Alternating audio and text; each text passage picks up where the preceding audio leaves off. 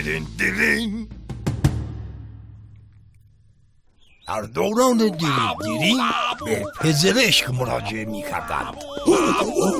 پیرن قرمزه ها، من موردم اورژانسی می باشد. آیا اجازت می دهید پیش از شما نزد پزشک شوم؟ شرمندم. آخر من از 7 سالگی که آبل مرغان گرفتم منتظرم نوبتم گردد، اما هنوز پزشک مرا به حضور نپذیرفته است.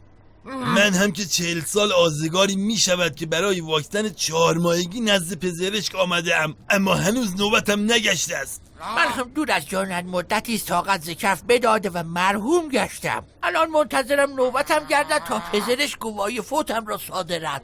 البته من سالم می باشم، اما تا زمانی که نوبتم گردد حتما مریض می گردم دیگر. پزشکان محترم، از این سامانه نوبتدهی استفاده کنید. هم کلی امکانات داره، هم کلی رایگانه. اما این جالب بیمار نیستم. میخواهم یک سیستم نوبتدهی معرفی کنم تا اینقدر در نوبت نمانید. اشتباه آمدید، باید نزد پزشکان روید. اینجا پزشکی هست.